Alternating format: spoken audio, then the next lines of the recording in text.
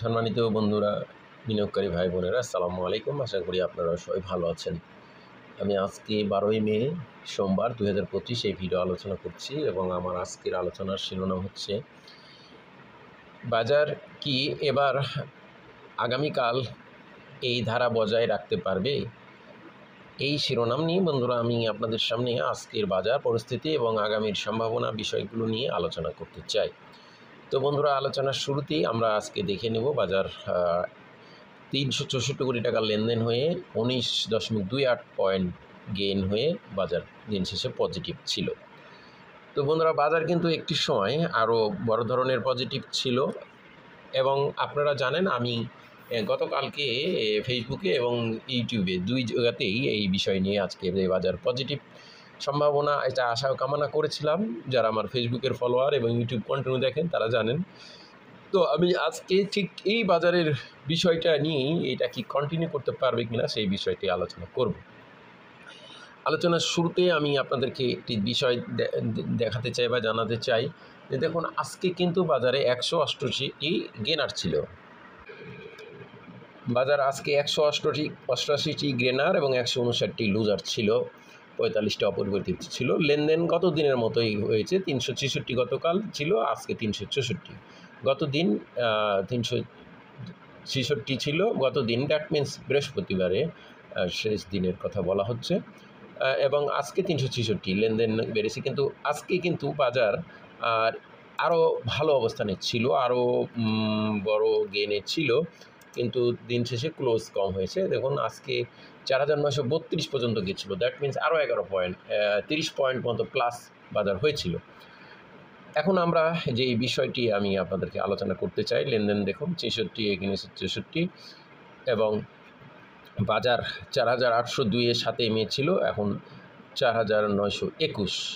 তো অলরেডি 119 পয়েন্টের একটা গেন কিন্তু আমরা দেখতে পাচ্ছি এবং এই লেভেলে গেন লেভেলে কিন্তু কিছু শেয়ার যারা কিনেছিলেন এই লো লেভেলে 4802-এ, এখান থেকে 121 পয়েন্টের একটা গেনে থাকছে। সুতরাং কালকে এই পার্টিগুলো কিন্তু কিছুটা সেল প্রেশার ক্রিয়েট করবে, কিন্তু সেল প্রেশার ক্রিয়েট করলেও আজকে যেই শেয়ারগুলোর দ্বারা ইন্ডেক্স ম্যাক্সিমাম প্রভাবিত হয়েছে বা বেড়েছে, আমরা তার কিছুটা ঝলক আগে আপনাদেরকে দেখাতে চাই।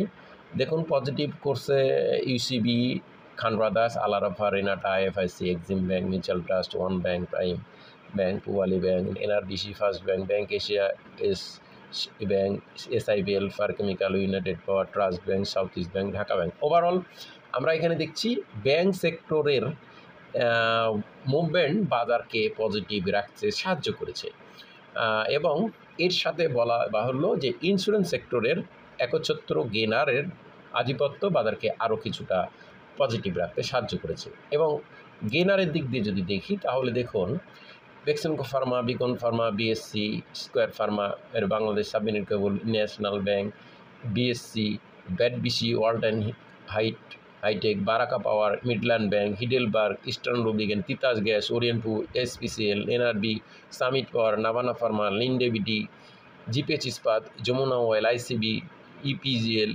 একমিল্যাফ। দেখুন এই শেয়ারগুলো তাকিয়ে দেখুন, এগুলো কিন্তু 99% এই শেয়ারগুলো ইন্ডেক্স বাড়ানো বা কমানোর ক্ষেত্রে কার্যকর ভূমিকা পালন করে এবং এই শেয়ারগুলো কিন্তু আজকে মাইনাস ছিল। এখন বাজারে কিন্তু আমরা দেখছি যখন কিনা স্ট্রং ফান্ডামেন্টাল বা বিগ ক্যাপিটালি শেয়ারগুলো মাইনাস থাকে একদিন বা দুদিন, তারপরে কিন্তু শেয়ারগুলো পরের দিন কিন্তু আবার প্রাইস আপ করে। তো দেখুন আজকে এই শেয়ারগুলো কিন্তু ইন্ডেক্স যদি মাইনাস না করতো তাহলে আরও ভালো একটা পজিটিভ হতো। তো এই শেয়ারগুলো কিন্তু আমার অ্যানালিসিস মতে আমি মনে করি, এবং আপনারা যারা আমার চ্যানেলে নিয়মিত তারা জানেন আমি সামগ্রিক বাজার নিয়ে যখন যে কোনো সময় আলোচনা করছি, আলহামদুলিল্লাহ আপনারা এই বিচার করেছেন বা করবেন। দেখছেন 99% সময় সেই আমার আশা বা কামনা বাজার নিয়ে সঠিক হয়েছে। 99% সময় আমি ইতিপূর্বে যতবার বাজার নিয়ে যে আশা কামনা করেছি সবসময় সঠিক হয়েছে, আপনারা দেখেছেন। আলহামদুলিল্লাহ আজকেও সঠিক হয়েছে এবং আমি আজকে আগামীকালের বাজার নিয়ে যে আশা করতে চাই সেটি হলো যে এই যেগুলো নেগেটিভ হয়েছে এগুলো কিন্তু আগামীকাল বাই মোডে যাবে এবং এই বাই মোডে গেলে এগুলো যেহেতু স্ট্রং ফান্ডামেন্টাল শেয়ার এবং এগুলো দ্বারা বড় ইন্ডেক্স বৃদ্ধি হয়, যেহেতু beacon pharma, Beximco pharma, Bangladesh submarine cable, square pharma, national bank, BSC, বিআরবিসি, Walton hi tech, Baraka, Midland bank, Heidelberg, Titas gas, এগ স্পেশিয়াল, এগুলো কিন্তু বড় ক্যাপিটাল এবং এই শেয়ারগুলো কিন্তু মার্কেটে ইন্ডেক্সে বড় ভূমিকা রাখে। সুতরাং আমি মনে করি আগামীকাল বাজারে এই শেয়ারগুলো দ্বারা আমি মনে করি এই ধরনের শেয়ারগুলো দ্বারা বাজার একটা ভালো পজিটিভ ট্রেন্ডে যাবে এবং যেহেতু ইন্স্যুরেন্স সেক্টরের পরপর 2 দিন একটা ভালো অবস্থান হয়েছে, সেহেতু এই ইন্স্যুরেন্স সেক্টরের সময় কিন্তু বাজারে আমরা দেখি ইন্স্যুরেন্স সেক্টরে আপ হলে বাজারে কিছুটা অন্যান্য শেয়ারগুলোর প্রতি স্থমিত ভাব দেখা যায়। তো যেহেতু ইন্স্যুরেন্স সেক্টর কিছুটা বিগত 2 দিন একটা ভালো অবস্থানে ছিল, সেহেতু ইন্স্যুরেন্স সেক্টরের থেকে অনেকে হয়তো প্রফিট টেকিং করে এইসব সেক্টরের দিকে বা এইসব শেয়ারগুলোর প্রতি নজর দেবেন এবং এর ফলশ্রুতিতে বাজার আমি মনে করি বড় ধরনের প্লাস বা পজিটিভ বা দিন শেষে একটা ভালো পজিটিভ হওয়ার সম্ভাবনাকে কিন্তু উড়িয়ে দেওয়া যায় না। এছাড়া যেহেতু বিনিয়োগকারীদের এখন একটু আস্থার লেভেল কিছুটা তৈরি হয়েছে এবং আজকে বাজার পজিটিভ হতে সেই আস্থাটা পুনরায় জাগ্রত হবে এবং এখন যেহেতু কোনো ডিক্লারেশন কোম্পানি আর্থিক প্রতিবেদনের বিষয় নাই, এখন ক্লিয়ার অবস্থান, সুতরাং আমি মনে করি বাজার এখন টানা একটা ভালো পজিটিভের পথে এগোচ্ছে বা যাওয়ার সম্ভাবনা জোরালো।